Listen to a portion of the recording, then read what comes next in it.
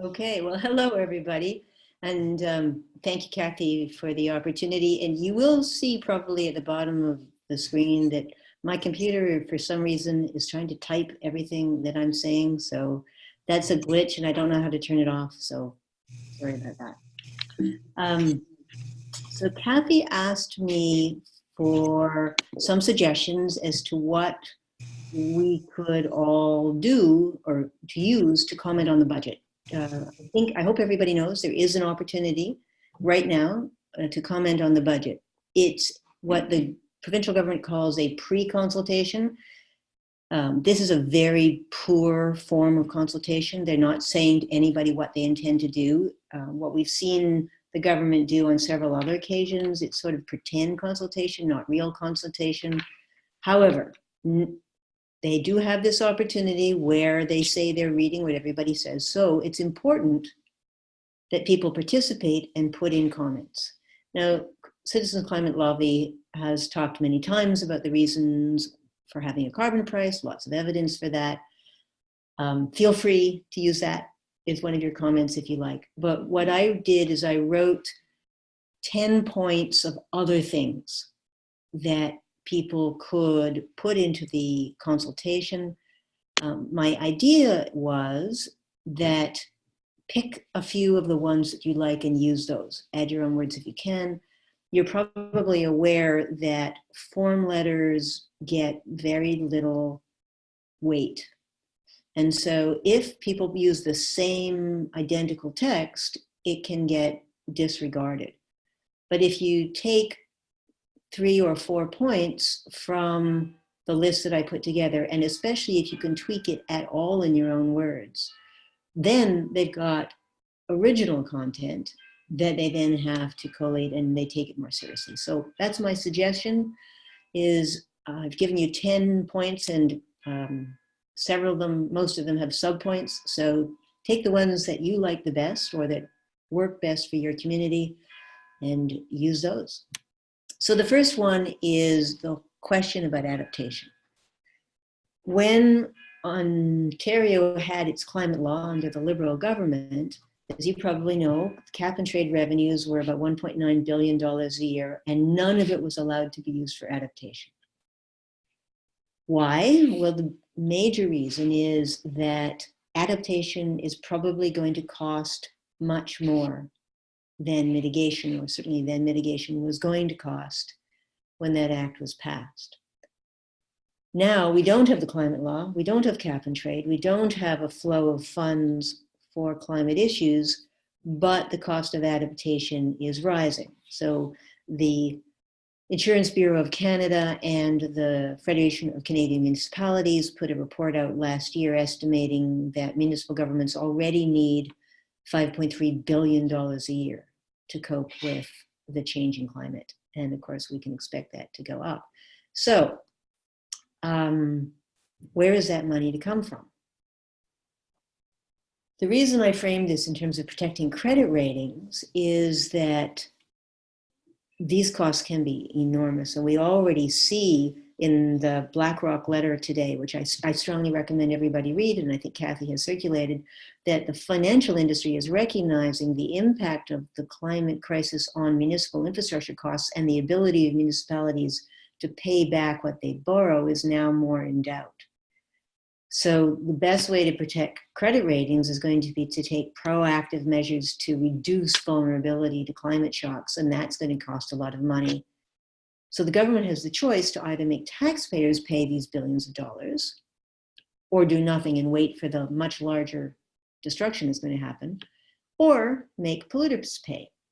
So you'll see that there's a few points here that are a different color than white, and that's because there's a hyperlink there, mostly to the reports that we did. So the stormwater area fees, we did the stormwater report. So I guess I haven't sent you the PowerPoint, Kathy. I'll send you the PowerPoint and then you can send it around because it has the hyperlinks, which I did not get time to put on the Word document. The second point is about farmers. I've been told many times that the one absolute certainty in Ontario politics is that farmers have enormous clout. And they also have huge opportunity. Don McCabe used to say, he was the president of the Farm Association, Ontario Farmers, that farmers are 10% of the problem and 20%, could be 20% of the solution. We do know that there is a lot that can be done in farming that has win-win-wins. So here's a few ideas that could be in the budget to reduce flooding, support farmers, improve resilience, protect soil and water quality, restore biodiversity, and reduce future crop losses. And the number one is to follow the Iowa precedent and provide a 5% discount on crop insurance rates for farmers who plant cover crops. Now, we know that this cover crops keep soil where it is. We need the soil to grow food. It also holds water in place. When you keep the soil in place, you don't lose nearly so much phosphorus into the lakes, which creates toxic algae. And it means that the crops are less likely to die of thirst in droughts, less likely to die of flooding and rains. So it should actually reduce crop insurance losses. So it makes a lot of sense to offer the discount. And we also know that there is a roughly 3-year period in which farmers who switch to a soil health approach have lower profits, lower revenues. And so they need and deserve some financial support during that transition. So you've got a link there to my soil report, which talks about this. 50 million tree program, I think it's fairly obvious. ALICE, the Alternative Land Use Systems, another really great program that's working with farmers to reestablish native ecosystems. If people ask me, I'd love to talk about that. There's the Registered Ontario Farm Businesses. That's again a group that's been recognized to allow farmers to have on-farm businesses that get special tax treatment. Well, they should get some support for clean energy and energy efficiency, a whole question about offsets and protections of wetlands and woodlands. Kathy, you wanted me to be about 20 minutes, right? So I've already spent 10 minutes and I'm only on point 2, so I'm gonna go faster. A lot of things about green growth, procurement policy, really important, worker training, important. Peer-to-peer hubs, so Green Economy Canada, just an excellent example of an inexpensive mechanism for helping to grow small businesses and help them grow their markets. So yeah, there we are. Reducing financial shocks. We have, again, do read BlackRock's letter today talking about the rapid repricing of assets. And we in Canada are exceptionally vulnerable. If you look at the expert panel report on sustainable finance. So our financial industry is a very important part of the economy in Ontario, but we are one of the worst in the world in terms of being invested in fossils. So this kind of thing could make a big difference in future-proofing our financial industry and in providing fuel for everything else. If you haven't read it, I strongly recommend Bill McKibben's article in September in The New Yorker. Money is the oxygen on which the fuel of global warming burns. And I presume you all know that April 23rd is now being designated for climate, it's a climate action day, climate strike day focused on financial institutions. There's really good reason to make them a big target, but for our financial industry to survive that, they need to get their act together, and they're really not. There was a big report from the securities administrators this summer about how inadequate our preparation is. Save healthcare costs by cutting air pollution from transportation, use polluter pay. And one of the whole batch of ideas here, the Cash for Clunkers program for trucks. That's one that I wrote about in the climate report a couple of years ago.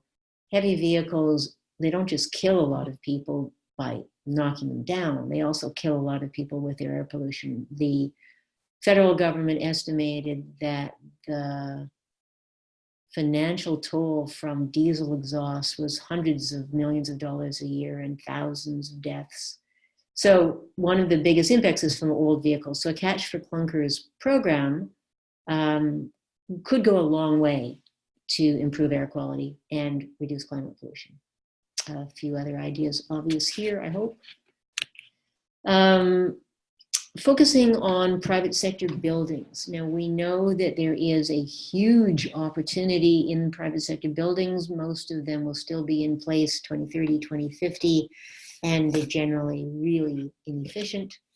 So in the March 2019 report, energy report that I did, and the link is there, we looked at what are the real obstacles to energy efficient retrofits of existing buildings. And amazingly, one of them is capacity and worker training, both at the front end for contractors to know what to recommend, and at the back end to be able to actually implement it, which also means there's a huge opportunity for skilled trades jobs that can't be outsourced. So energy efficient building code, a whole bunch of other things that are there.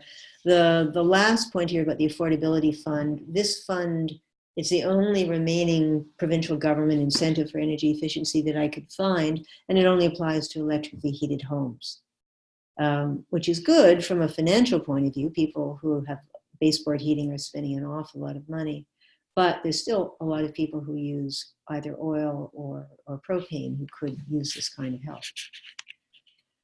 Publicly funded facilities. We spend a huge amount of money, taxpayers' money, heating the outdoors, right? Burning fossil fuels in inefficient public buildings. And so supporting energy, clean energy and energy efficiency in publicly funded buildings.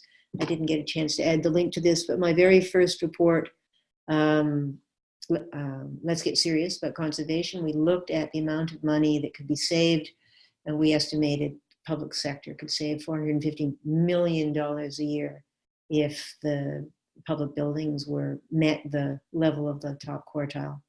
There's also huge issues, of course, about low-income housing, which is generally thrown up cheaply and badly built and leaks like hell and costs a lot to heat and uncomfortable to live in.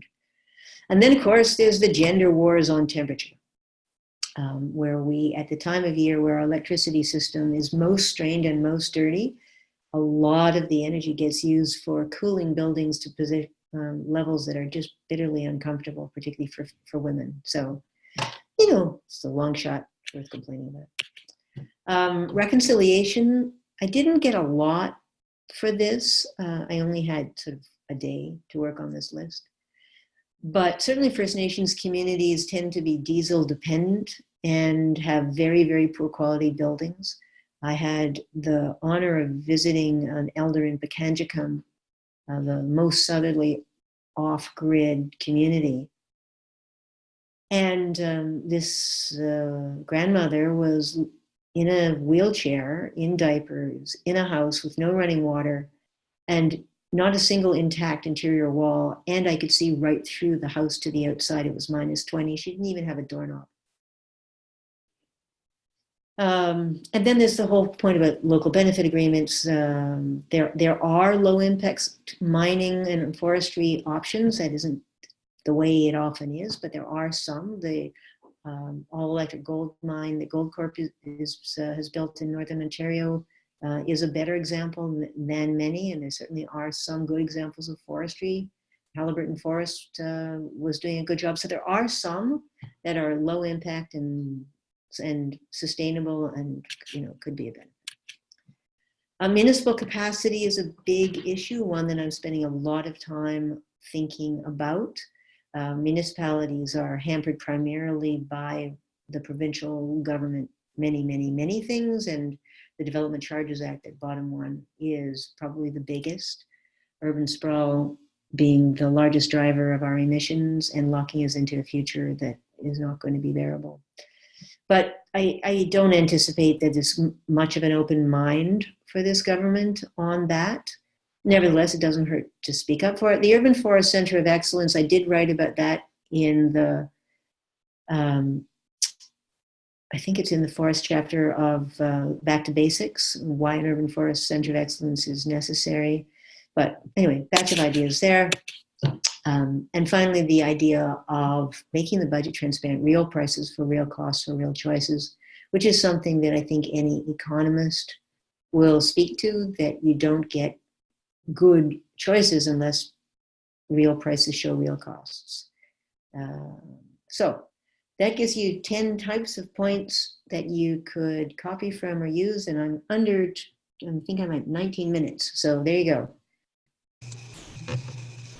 Well, that was very thorough and a lot to think about.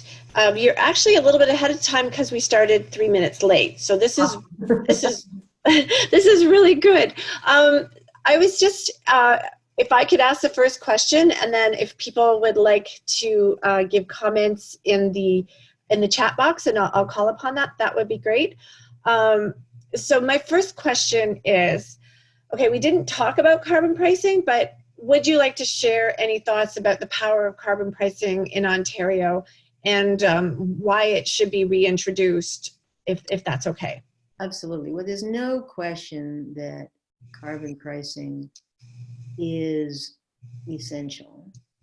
I understand Mark Jacquard's argument that, well, we could do it with regulation, and ordinary people don't notice regulation as much unless it affects them, and then they don't like it.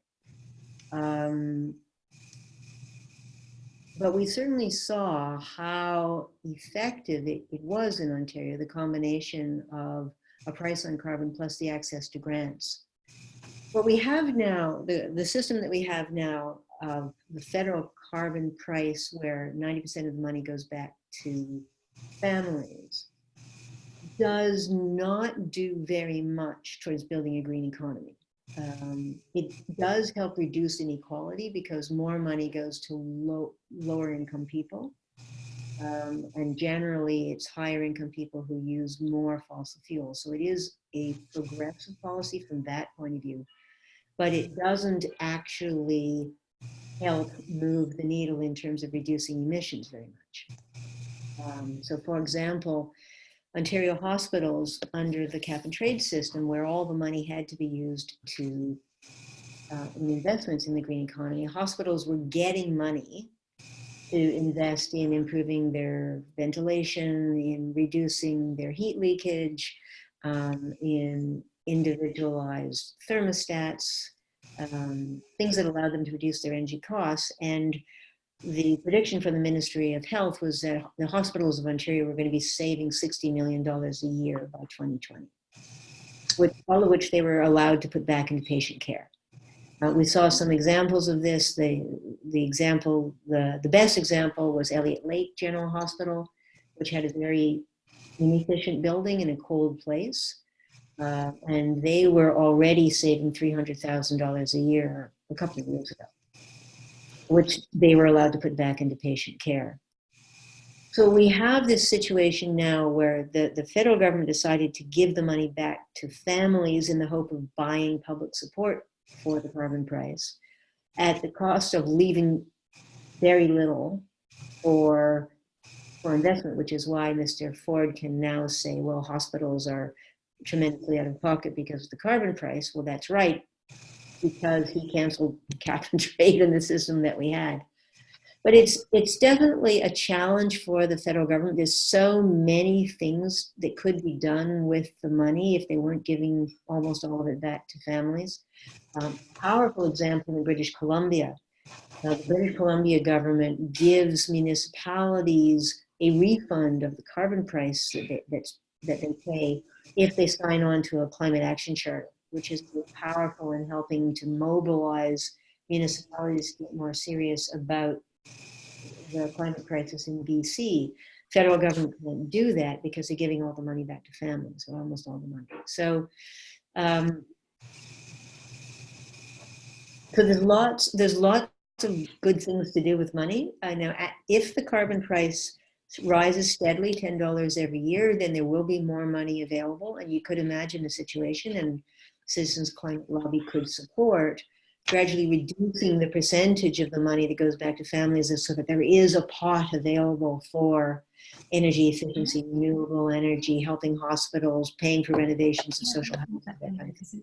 Yeah, we have, at Citizens Climate Lobby, we have an alternative recommendation that, and we're following what the Canadian Charter accountants have recommended, which is a full overhaul of the Canadian tax system.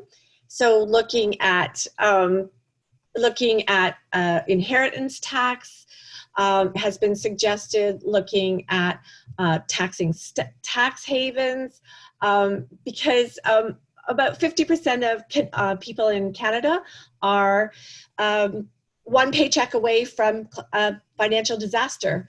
So, and that's pretty scary, especially if you don't live in a big city like Toronto where there's people to catch you. Like it's cold up here. So getting that carbon price up high will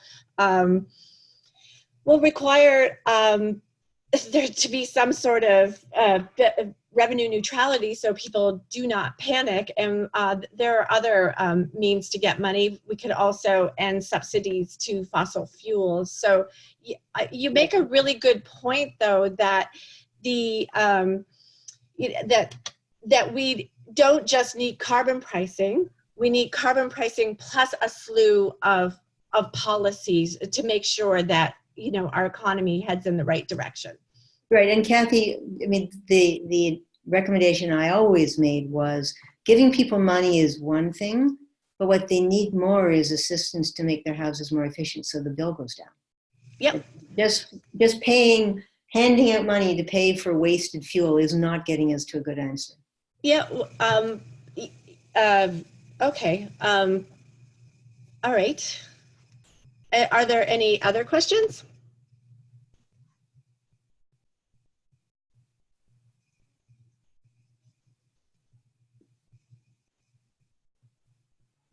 No questions? But I agree there's lots and lots of room to overhaul our tax system and that the assumptions in the tax system are out of date. Yes, it's been 50 years since Canada has done an overhaul of the tax system.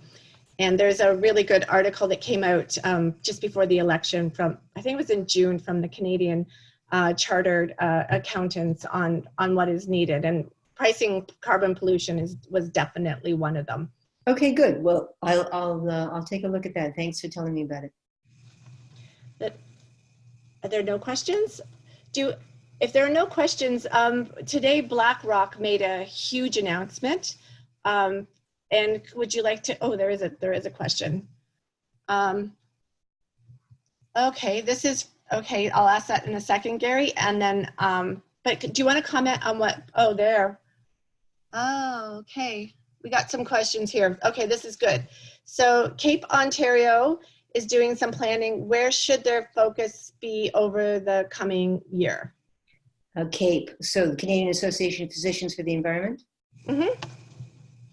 Well, that's a big question. I mean, CAPE has been doing amazing work helping bring the health connection to people's attention. I think that Catherine Hayhoe is absolutely right that the biggest challenge now is not people knowing that climate change is real, but feeling that it's relevant to them personally. And the health issue is one of the ones that people are most open to. And there's more and more evidence. I mean, this enormous growing amount of evidence about air pollution and how it affects people's intelligence and their health and violence and many other things, as well as the impacts of the climate crisis itself on health. Did I hear Justin Bieber has Lyme disease? I mean, so I think that Kate, what you're doing is fantastic. It's also, I think, really, really interesting to have this focus now on the role of the financial institutions in enabling, supporting, creating the crisis that we have. And so keeping an eye out on the opportunities to influence banks, pension funds. Shift is working on training people on how to speak to their pension funds and to ask these questions. And so I'd love to see some kind of a cooperation where CAPE's work on health can help inform and motivate the work that's being done to influence the financial institutions. I think there's a real 1-2 punch there that might make a big difference.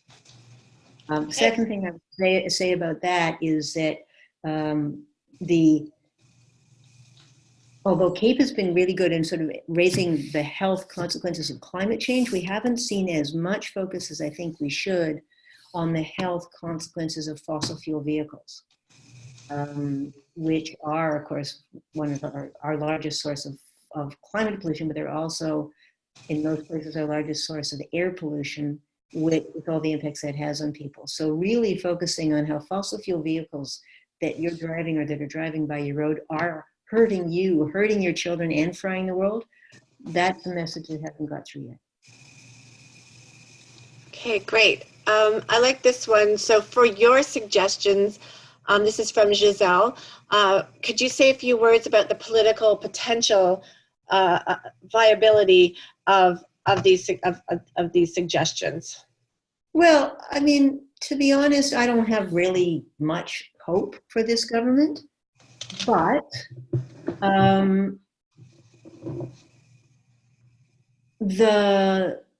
this one, the farmers, for example, there's nothing here that I know of that would be against the principles of this government. I don't know anything here that would be against the interests of the farm community. Their farm community is a big part of their base. And so there's so many ideas here that some of these they could actually take. And even if they don't take them the first time, I mean, Ed Maybach's point about how to do climate communications, simple, clear messages repeated often by a variety of trusted voices. So you have to say things many times before, in many different voices before they get heard. So even if we don't get the crop insurance discount this year, having it in the consultation, maybe put it in your letter to the editor, write to one of the farm magazines, see if they'll publish something there. We could get something started. It always starts with a crazy idea, but these could catch on. There's nothing here that I think is impossible. Yes, the ones from the farmers certainly are paying attention to rural needs, and that's good for us to be able to talk about. I'm gonna focus on 2 more questions here. Okay, so this is from Frank, and he's saying, what about rising insurance premiums and the availability of homeowner insurance? So would you like to comment on that, Dr. Well, Saxe? that is a huge issue, absolutely. And we've had the Insurance Bureau of Canada sort of waving their arms for a couple of years now. They confirmed to me last year, and I put in my report, that about 10% of Canadian properties will soon be ineligible for private sector flood insurance unless government does something. What they told me is that about half of that 10% could be made insurable with defensive works. The other half can't. So in the federal election, the Trudeau government said that they were going to do something, presumably creating some kind of high risk pool for a while, perhaps like Flood Re in the UK. But I think we will see that, I certainly expect insurance rates to go up, and to go up sharply. All those fires in Australia, they affect reinsurance rates. Reinsurance rates affect our insurance costs. So there's no way this will come back to us. We're already hearing that there's real shocks of people losing their homes. We saw an article, a few weeks ago, that someone and their insurance rates went up so much they lost their condo. And insurance companies are not charities. As the losses go up, their rates have to go up. As their rates go up, you get more people who can't afford insurance. That leaves more people flying with no protection. And what the UK saw in their £3 billion floods in 2007 was that the people who didn't have insurance were the poor. And they tended to be in poorer neighborhoods, in poorer municipalities that suffered the most in the floods lost the most tax revenue, and then all those people were on social assistance, but the municipalities were quite unable to help them. So I do think insurance is going to have a big impact. The other thing we're going to see is we're going to have a bigger public conversation about to what extent will the public purse bail out people who didn't buy insurance or couldn't buy insurance in areas that are at flood risk or fire risk or whatever. And we're seeing that there's a huge battle right now about that in the Lake Erie area. Yeah, the insurance hit close to home. We lost our house was condemned last year because of too much snow on our roof, which we tried to get removed professionally, and it could not be removed. In fact, there were 4 houses within a 10-house radius that had similar damage. It's heavy snows are yet another concern as well. So, yep, these are things that we can put in the concerns in the financial planning for Ontario, that these costs are going up. And so we have time for one more question, if that's okay. So it's to Jeff. It's from Jeff. And so there's very small boxes that we can fit in, and they have a word limit. Right. So that's why I was suggesting everybody go look at the form before they come here. So, so do you have any suggestions on how people can submit? Like what would be the best practices for the government to be paying attention to these submissions? Well, I try to write these in a persuasive way. So, if you start by saying protect Ontario municipal credit ratings and reduce disaster response and firefighting costs, that gives you a chunk you can do. There are several options. One option is, as you say, figure out the word limit, pick the things that you like the best and use those.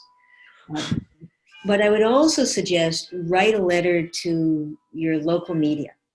As the government, they're paying a little bit of attention to what comes through the consultation, but they do pay attention to what's in the media. And also, you can never go wrong by getting in touch with your MP. And you can send them any length of letter. You can ask to meet with them. There's no substitute for actually going and seeing these people in person. That has much more impact. They all have constituency days. You can find out when the constituency day is. If possible, take some of the non-usual suspects with you, people that they haven't seen before, and go see them and talk to them about it. But you can write them a letter. You can write a letter to the newspaper. You can write an op-ed if you have a local newspaper. The simple, clear message is repeated often, right? So you want to, how many different ways can you get this raised? How many different people can you get to say something? And if you've said something, will your sister or your cousin or your neighbor write something or say something? Kids have a huge impact. Maybe they can get other kids at school. Kids are often really good at social media. Get it on Facebook, get it on Twitter. Use Rod Phillips' Twitter handle, which I think is at Rod Phillips. When you post ideas, and of course on Twitter, there's no limit to how many you can put in. You can put in 100. Send them all to Rod Phillips, and you can get other people to do it. But come at it from as many different points of view as you can. This is a great opportunity for creativity.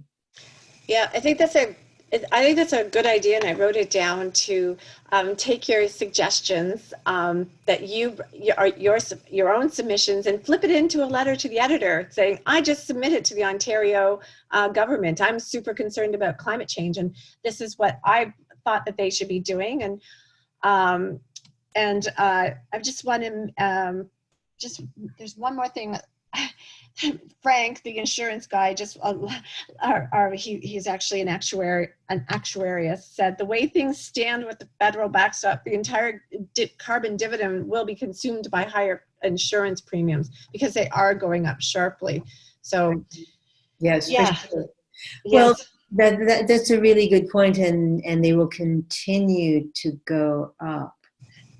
Another thing that if you do write a letter to the editor, I strongly recommend taking a couple of sentences out of Larry Fink's letter. He's Yes. got wonderful quotes in this letter. So Larry Fink is the manager of BlackRock. It's the largest asset manager in the world. They have been big funders of fossil fuel projects.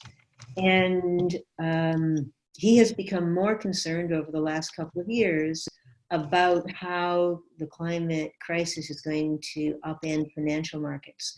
So he participates in the task force on financial climate disclosures, and he's now sent these blockbuster letters to his clients and to the companies in which they invest.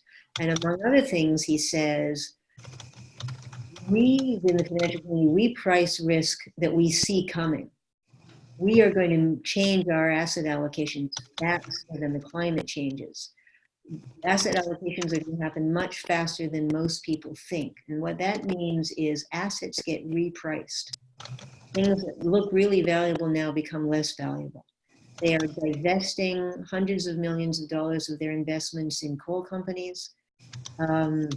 He's putting in a new screen for investment. So what this means is higher cost of capital for fossil fuel companies, and should mean lower cost of capital for companies. So it's really good news, but there's some great quotes in there. These are really good quotes, 4 letters to the editor. The largest asset manager in the world says, and he points out companies and countries who get this wrong are being left behind. Well, that includes us, because right now Ontario is going in the wrong direction. That's fantastic advice. I'd like to thank you for being on the call tonight. I like one of our hallmarks at Citizens Climate Lobby is that we can bring different ideas to the table and talk about common ground. And I think our conversation tonight totally showed that. I really appreciate all the solutions that you shared with us, and I wish everybody best of luck in writing their letter. So it was great ideas, lots of lovely feedback here in the chat box. So thank you, Dr. Saxe, and thank you everybody for being on the call. I'm going to stop the recording right now.